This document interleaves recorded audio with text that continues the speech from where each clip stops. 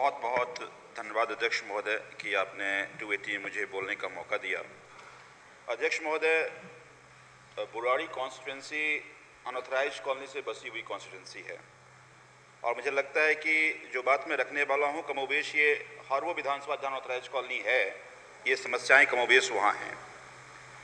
DDA की उदासीनता के कारण लगातार अनऑथराइज कॉलोनी बसता जा रहा है।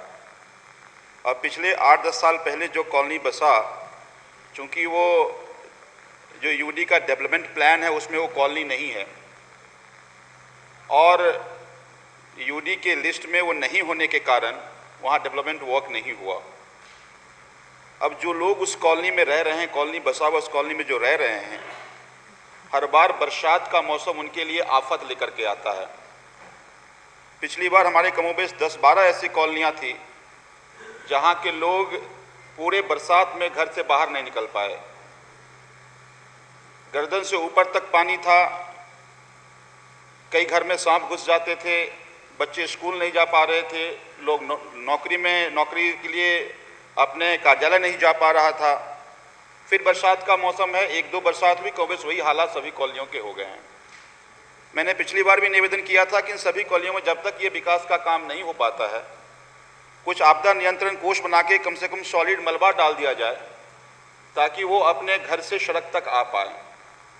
तो मैं आपके माध्यम से यही आज निवेदन कर रहा हूँ कि फिर से उन सभी कॉलोनियों के लोगों में वही खौफ है जो पिछले बरसात में था। तो इसके लिए कम से कम सॉलिड मलबा डालने के लिए कोई एक कोष बना दिया जाए ताकि लोग जो अपने घर में फंस जाते हैं वो घर से बाहर निकल पाएँ। कई घटनाएं, कई हादसाएं ऐसी हुई कि बीमार पड़ गए और वो घर से बाहर नहीं निकल पाता तो उनके वो शिकार हुए, कई बच्चों को सांप काट लिया। ऐसे ढेरों सारे उदाहरण हैं। मुझे लगता है मानवता के नाते भी और उस क्षेत्र के जनप्रतिनिधि होने के नाते मुझे लगता है ये मेरे लिए बहुत विपदा भरा समय था। तो फिर वो दोबारा ना देखना पड़े, इसलिए उस सभी कॉलोनियों में कुछ सॉलिड मलबा डालने की व्यवस्था की जाए ताकि अपने घर से वो ठीक से निकल पाएँ। धन्यवाद। हालांकि सारी बातें विस्तार से विशेष भाई ने बता दिया कि आखिर ये ज़रूरत क्यों थी और मैं सबसे पहले सभी साथियों को शुभकामनाएं देता हूं, मंत्रिमंडल को धन्यवाद देता हूं और आपको भी धन्यवाद करता हूं कि 7 साल के संघर्ष के बाद ही सही आज ये बिल सदन में पेश हुआ। बिल्कुल ठीक कहा विशेष भाई ने कि 2015 से ये संघर्ष शुरू हुआ था। 2015 में जब ये प्रपोजल हाउस में आया, उसके बाद हमारे अपोजिशन के साथी हैं, मतलब इनका प्रोपेगेंडा का मैकेनिज्म कितना स्ट्रांग है ये देखिए कि प्रपोजल आया, इन्होंने कहा कि सैलरी बढ़ गई। यहाँ तक कि गूगल में भी टाइप कीजिए कि दिल्ली के विधायकों की सैलरी तो 2 लाख या 3 लाख दिखा रहा था, 2,10,000। ये इनका झूठ का प्रोपेगेंडा का मशीन मुझे लगता है कि 7 साल के बाद जब ये बिल हाउस में आया तो एक्सपोज भी हो रहा है और देश को समझना भी चाहिए कि किस तरह से ये लोग झूठ को सच और सच को झूठ बना देते हैं और लोग उस बात को मान लेते हैं। मैं ये मानता हूँ कि अभी जो ये प्रपोजल आया है, 2015 में सदन ने जो प्रपोज किया था उसको बहुत शॉर्टन करके ये आज हाउस में ये बिल पेश हो रहा है। मैं कुछ स्टेट का देख रहा था सैलरी, तेलंगाना का देख रहा हूँ मैं 2,50,000, उत्तर प्रदेश में देख रहा हूँ 2,10,000, आंध्र प्रदेश में 1,75,000, गोवा में 1,99,000, हिमाचल में 1,90,000, उत्तराखंड में 2,04,000। दिल्ली तो कॉस्मोपॉलिटन सिटी है, यहाँ तो खर्चे उस स्टेट की अगर तुलना करें तो कई गुना ज़्यादा खर्चा है। लेकिन उसके बावजूद मुझे लगता है कि आज जो बिल पेश हो रहा है, जो प्रपोज किया गया था वो उसी को ध्यान में रखते हुए किया गया था कि दिल्ली में आपका जो एक्सपेंडिचर है वो किस तरह का है और उसी को देखते हुए एक साइंटिफिकली डिजाइन किया गया था। लेकिन ये भी जैसे दिल्ली के साथ हमेशा होता रहा है, ये केंद्र सरकार की एक जो राजनीति है उसका ये भेंट चढ़ गया।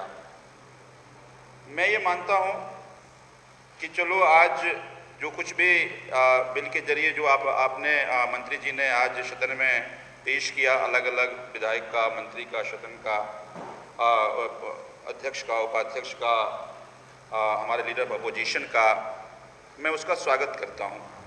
साथ में दो तीन बातें विशेष भाई ने कहा है, मुझे लगता है बहुत गंभीर और बहुत ज़रूरी है।